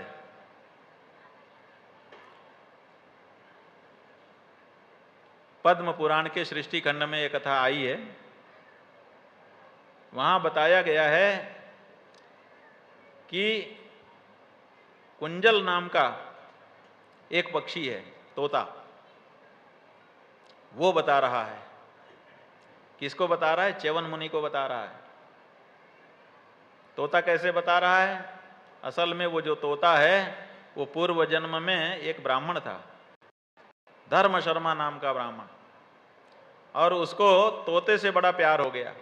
हर समय तोतों के बीच में रहता, तोतों को ही खिलाता पिलाता, उन्हीं की वाणी सुनता, उन्हीं को सिखाता, और ऐसे करते करते करते करते तोतों में ही मन लगा रहा। और जब अंतिम समय आया तो भी तोतों का ही चिंतन करते करते मरा। मरने के ठीक पहले उसका जो सबसे प्यारा तोता था उसको एक बिल्ली ने आकर के तोड़ दिया। इसके कारण और ज्यादा उसका चिंतन तोतों का होता था। तो जब वो अंत समय में तोता को सोचते हुए मरा, तो अंते मति हिसा गति के सिद्धांत के अनुसार वो भी अगले जन्म में तोता बन करके पैदा हुआ। इधर च्यवन ऋषि जो है वो तीर्थ यात्रा में निकले हुए थे, नर्मदा नदी के किनारे चले जा रहे थे। एक बरगद के पेड़ के नीचे रात होने से विश्राम करने के लिए रुके। चबूतरे पे आंख बंद करके पड़े थे कि नींद आ जाए, तभी ऊपर से उनको आवाज सुनाई दी। पक्षियों की भाषा समझते थे। तो बात क्या थी कि वो जो तोता था कुंजल, उसके 4 बेटे थे। वो चारों अलग अलग दिशाओं में गए थे चारा चुगने के लिए, और फिर लौट के आए तो वो माता पिता से दिन भर का हाल सुना रहे थे और साथ ही साथ सत्संग कर रहे थे। आत्मा के बारे में, परमात्मा के बारे में, धर्म के बारे में, अधर्म के बारे में चर्चा कर रहे थे। च्यवन ऋषि को बड़ा आश्चर्य हुआ। उन्होंने कहा कि ये पक्षी इतनी धर्म चर्चा कर रहे हैं, ये कैसे हो सकता है? तो सवेरा होने पर उन्होंने पक्षी से संवाद स्थापित किया, ऊपर चढ़ गए, कहा डरो मत, मुझे बात करनी है। तो वो कुंजल रुका रह गया। उसने कहा बताइए महाराज क्या बात है? तो उसने बड़ी बड़ी अच्छी अच्छी बातें बताई और अपने पूर्व जन्म की कथा सुनाई और कहा, जब च्यवन मुनि ने मुझसे पूछा कि ये बताइए कि जब संकट का समय आ जाए उस समय मनुष्य अपनी रक्षा कैसे कर सकता है, इस बारे में अगर आप कुछ जानते हो तो हमें बताइए। तो वो किंजल पक्षी बोला, देखिए मैं आपको एक आख्यान सुनाता हूँ, उससे आपको पता चलेगा कि संकट के समय में क्या करना चाहिए। असल में संकट के समय में अपने धर्म पे दृढ़ रहना चाहिए। संकट का समय जो है वो धर्म पालन करने वाले की परीक्षा का समय होता है। इसलिए उस समय अपने धर्म का परित्याग किसी व्यक्ति को नहीं करना चाहिए। त्याज्यम न धैर्यम विदुरे पिकाले, कितना ही कठिन समय आ जाए धर्म का परित्याग नहीं करना चाहिए, समझौता नहीं करना चाहिए, तो फिर सब ठीक ही होता है। तो कहा कि आख्यायिका सुनाओ। तो कुंजल पक्षी ने कथा सुनाई। क्या कथा सुनाई? कथा ये सुनाई, एक बार शंकर पार्वती जी जब कैलाश पर्वत पर बैठे थे तो पार्वती जी ने कहा, महाराज ये नंदन वन नाम की कौन सी चीज है? देवताओं की पत्नियां आती हैं तो हमसे तो नहीं, लेकिन आपस में हर समय देखो, जब देखो नंदनवन नंदनवन नंदनवन चर्चा करती रहती हैं। ये नंदनवन क्या है? हमको भी एक बार नंदनवन देखने की इच्छा है। भगवान ने कहा, इसमें क्या बात है, चलो नंदनवन तुमको दिखा के ले आते हैं। तो पार्वती जी की इच्छा को देखते हुए भगवान शिव ने अपने गणों को आदेश किया, चलो। तो बड़ा लाव लश्कर बन गया। दर्शयस्व महादेव पावनम नंदनम वनम, नंदन वन दिखाने के लिए महादेव जी ने प्रस्थान किया और फिर थोड़े ही समय में स्वर्ग के नंदन वन में पहुंच गए। स्वर्ग में एक बहुत बड़ा नंदन वन है। अब वो वन कैसा था, उसकी शोभा बड़ी पुराण में लिखी हुई है, हम तो उतना बता नहीं पाएंगे। लिखा है कि वहां वो तो वन तो एक नाम था, उस वन के अंदर वन ही वन थे। कहीं गुलाब का वन है तो कहीं कमल का वन है तो कहीं चंपा का वन है तो कहीं किसी का, एक से एक देखते ही बनता था। इधर देखते उधर देखते, फिर एक बीच में बहुत सजावटी जगह थी, बड़ा गरिमामय स्थान। तो वहां पर सब लोग पहुंचे। वहां कोई वन नहीं था, वहां केवल एक पेड़ था, बाकी जगह तो वन था। एक जैसे 1000, 2000, 10,000 सब रहते थे। लेकिन उस जगह जब पहुंचे तो देखा कि और कुछ नहीं है, केवल बीच में एक पेड़ है। पेड़ तो बड़ा सुंदर है, लेकिन एक ही पेड़ है। पार्वती जी ने पूछा, महाराज ये क्या है? तो भगवान शिव ने कहा, ये कल्प वृक्ष है। बोले कल्प वृक्ष मतलब? भगवान ने कहा, जैसे देवताओं में विष्णु सर्वश्रेष्ठ हैं, नदियों में जैसे गंगा सर्वश्रेष्ठ हैं, रचना करने वालों में जैसे ब्रह्मा जी सबसे श्रेष्ठ हैं, सुख देने वालों में जैसे चंद्रमा सबसे श्रेष्ठ हैं, पंचभूतों में पृथ्वी, पर्वतों में हिमालय, जलाशयों में समुद्र, औषधियों में अन्न, विद्याओं में आत्मविद्या श्रेष्ठ है, उसी तरह से सारे वनों में, सारे वृक्षों में सबसे श्रेष्ठ वृक्ष कल्प वृक्ष है। ये कहा, महाराज जितने जितने का आपने नाम लिया, इन सबकी तो कुछ कुछ विशेषता है। इस पेड़ की क्या विशेषता है, खास बात क्या है, वो बताइए। तो भगवान शिव ने कहा, यम यम ही कल्पन्ति सुपुण्य देवा देवोपमा देववराश्चकान्ते तम तम हितेभ्य प्रददाति वृक्षः कल्पद्रुमो नाम वरिष्ठ एषः। पार्वती जी, इसके नीचे खड़े होकर के देवलोक का कोई भी देवता, चाहे वो देवता हो, चाहे देवोपम हो, और चाहे देवताओं में वरिष्ठ देवता हो, माने हर श्रेणी का देवता जब कल्प वृक्ष के नीचे आकर के खड़ा हो जाता है तो जो मांगता है वो ये वृक्ष उसको तत्काल दे देता है। यही इसकी विशेषता है। पार्वती जी ने कहा, अच्छा, इसके नीचे जो खड़ा हो जाए वो जो मांगे मिलता है? कहा, यही तो इसकी विशेषता है, और क्या है। कहा, महाराज तो हम भी कुछ मांगे मिलेगा? शंकर जी ने कहा, क्यों नहीं मिलेगा, तुम भी मांग लो। अब देखिए, अपनी इच्छा के अनुसार फल मिलने वाला है, ऐसा जानने के बाद व्यक्ति के मन में जिस चीज की सबसे ज्यादा अभिलाषा होती है वही मांगेगा। सही है कि नहीं? तो पार्वती जी ने क्या मांगा? पार्वती जी ने आंखें बंद की और कल्प वृक्ष से कहने लगी, हे कल्प वृक्ष, एक ऐसी बेटी हमें दे दो जो स्त्रियों में रत्न हो, सौंदर्य का सार हो, माधुर्य का मौली हो और निष्कलंक चंद्र हो, पद्मगंधा हो और कामदेव का कोषागार हो। ऐसी सर्व लक्षण से समन्विता कन्या बेटी के रूप में मुझे प्रदान करो। माने पार्वती जी के मन में बेटी की इच्छा थी, तो उन्होंने कल्प वृक्ष के नीचे जाते ही मांग लिया। ऐसे ही हर मां के मन में बेटी की इच्छा होती है।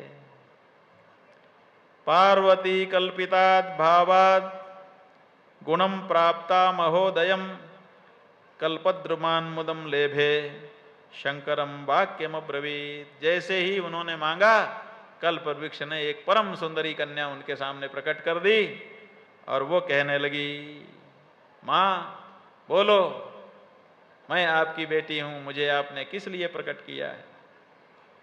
अब तो पार्वती जी के हर्ष का कोई ठिकाना नहीं रहा। पार्वती जी शंकर जी की ओर देख के कहने लगी, देखिए। शंकर जी बोले, क्या देखना है। कहा, बेटी। अरे हमारी अकेले की थोड़े है, मांगा भले हमने है, लेकिन अब तो ये आपकी भी बेटी है और हमारी भी बेटी है, इसलिए मेरी बेटी ना कह करके हमारी बेटी कहना चाहिए।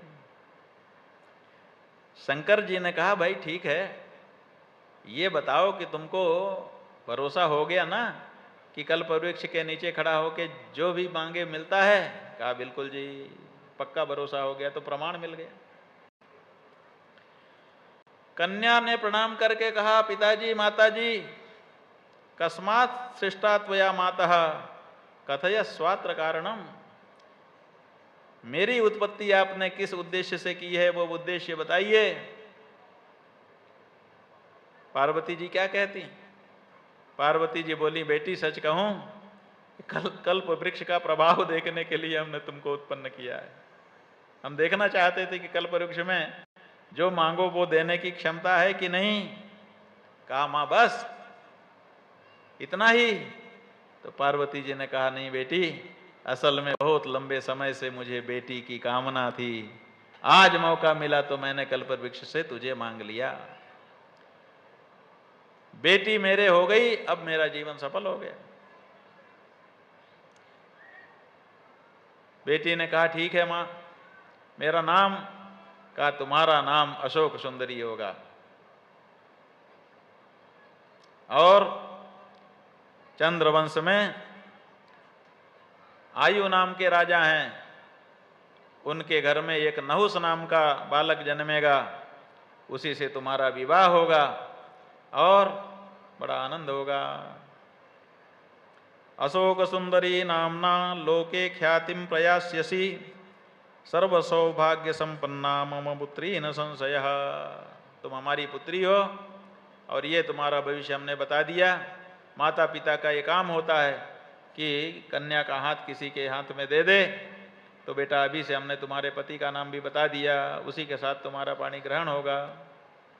ऐसा कह करके शिव पार्वती जी कैलाश पर्वत को चले गए।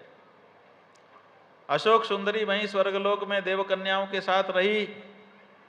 एक दिन की बात है, एक विप्रचित्ती नाम के दानव हैं, जो कश्यप ऋषि की दनु नाम की कन्या से उत्पन्न हुए दानव, वहीं से दानव बने। तो ये सबसे पहले दनु के पुत्र दानव, इसीलिए दानवराज कहलाए। हिरण्यकश्यपु और हिरण्याक्ष की बहन सिम्हिका से इनका विवाह हुआ था और उसी का बेटा राहु है, जो बाद में दो टुकड़े होकर के राहु केतु कहलाता है। वो विप्रचित्ती, उन्हीं विप्रचित्ती का एक बेटा था जिसका नाम था हुंड। वो हुंड जो है बड़ा अत्याचारी था। वो स्वर्ग में आया और उसने देखा अशोक सुंदरी खेल रही थी देव कन्याओं के साथ, उसका मन आकर्षित हो गया। अशोक सुंदरी के पास जाकर के कहने लगा, अशोक सुंदरी, मैं विप्रचित्ती दानव का बेटा महान पराक्रमी हुंड हूं, मेरे पास किसी चीज की कमी नहीं है, रूप है, यौवन है, राज्य है, जो जो भोग सामग्रियां चाहिए होती हैं वो सब मेरे पास उपलब्ध हैं, तुम मेरे साथ विवाह कर लो।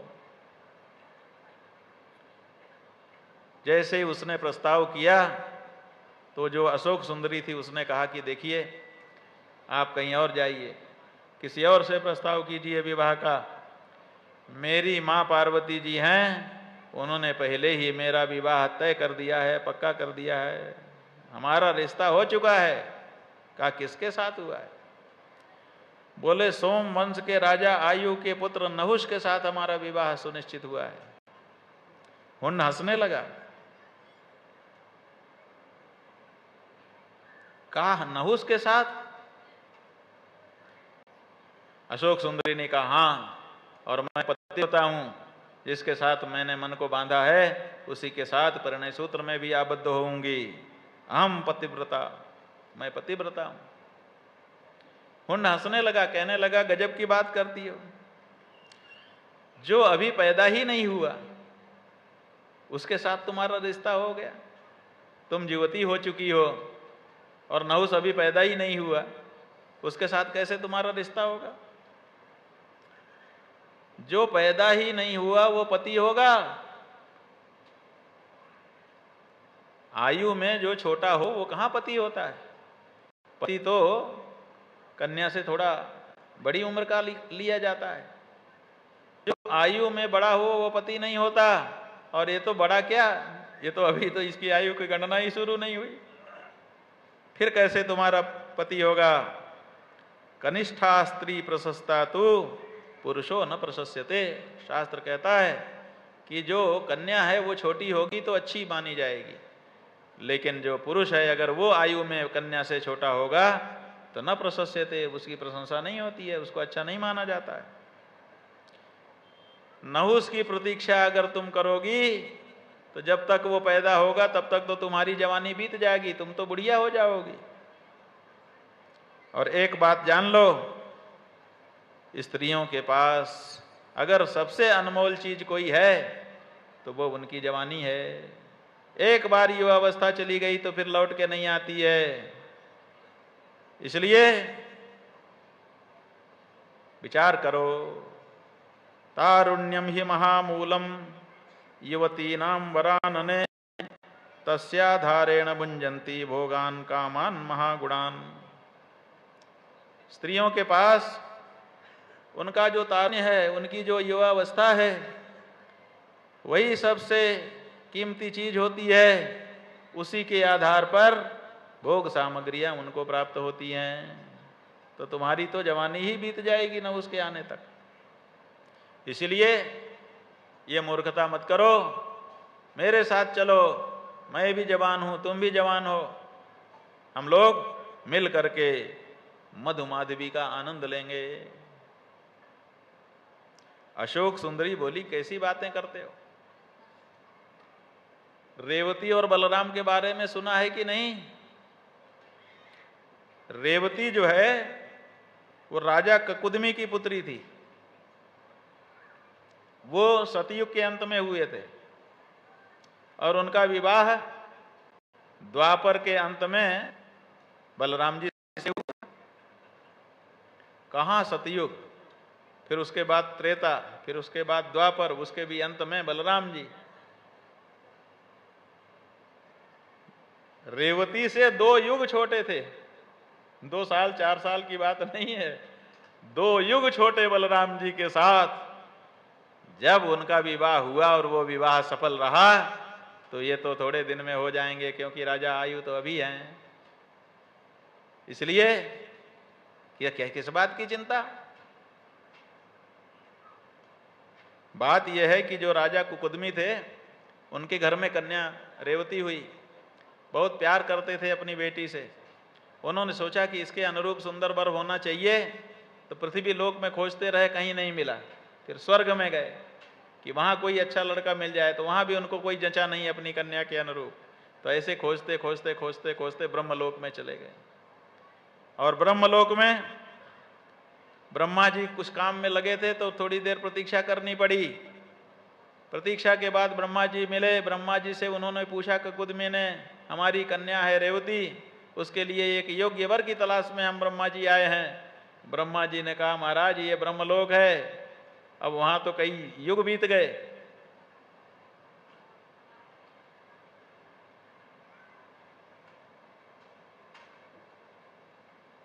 चाहिए तो वो लौट के आए। 27 चतुर्युगी बीत चुकी थी, 28वां कलयुग शुरू होने वाला था, द्वापर का अंत था। बलराम जी से उन्होंने विवाह किया। उस समय देवकी जी की जो शरीर यष्टि थी, कहते हैं कि बहुत ऊंची थी वो। पहले सतयुग में बहुत ऊंचे पूरे लोग होते थे, फिर धीरे धीरे अब छोटे हो रहे हैं। तो वो 30-32 फुट की थी, और द्वापर के अंत में 7-8 फुट के 10 फुट के लोग थे, अब वो 30 फुट की।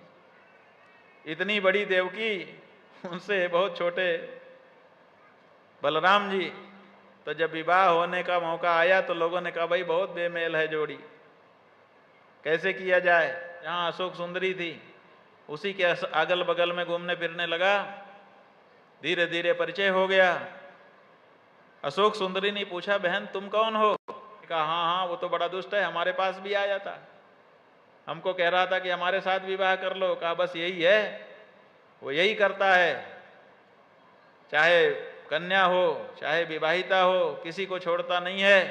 कन्या है तो उसको प्रस्ताव करता है, अगर विवाहिता है तो उसके पति को मार करके उसको अकेला कर देता है, ताकि वो अंकशायिनी बन सके।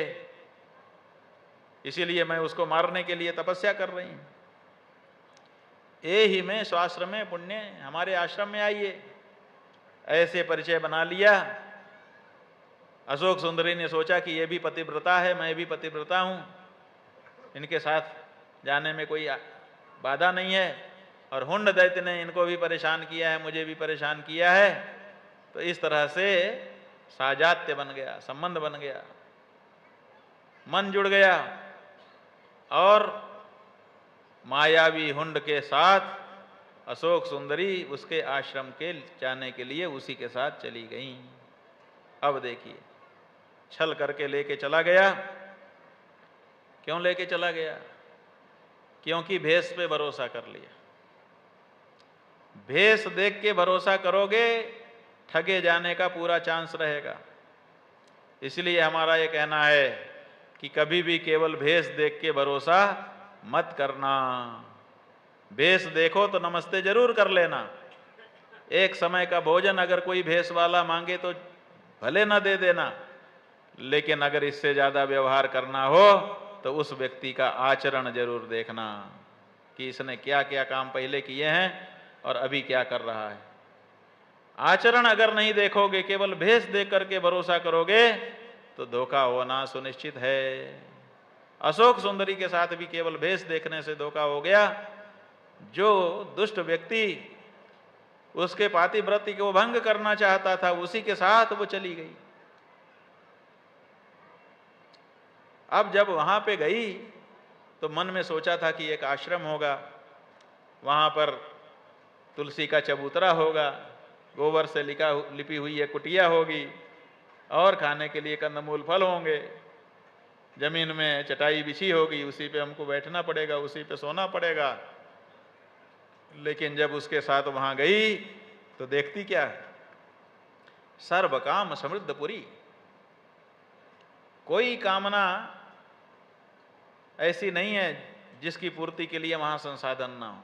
और यूं कपड़ा हटाया तो माया हट गई, हुंड रूप सामने आ गया। बोला, जानती हो मैं कोई पतिव्रता वतिव्रता नहीं हूं, मैं तो हुंड हूं। तुमने सीधे सीधे हमारी बात नहीं मानी, इसलिए ये तरीका मुझे आजमाना पड़ा। अब तुम हमारी गिरफ्त में आ चुकी हो, अब हम जो जो कहें वही तुमको करना होगा, और नहीं तो तुम्हारे ऊपर खतरा है। परिस्थिति जैसे कहते हैं ना कि पांसा पलट गया। जबरदस्ती करने की कोशिश करने लगा। अशोक सुंदरी ने कहा, हुंड, तुम जिसको दिया समझ रहे हो ना कि हम दिया लेके आए हैं, इससे रोशनी होगी, तुम अभी धोखे में हो। ये तुम्हारे घर परिवार को जला के राख कर देने वाली आग है, छूना मत।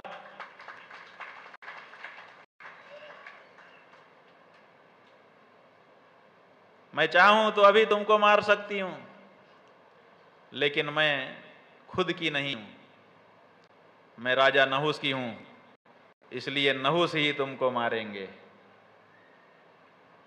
उनकी संपत्ति पे, उनके अंग पे तुम आघात करना चाहते हो? जो फटकारा तो हुंड भी पीछे हट गया। जो पातिव्रत्य का तेज है उसको कोई दुष्ट भी सह नहीं सकता। हुंड भी नहीं सह सका, पीछे हट गया, फटकार करके अशोक सुंदरी गंगा के तट पर चली गई और वहीं तपस्या पर बैठ गई।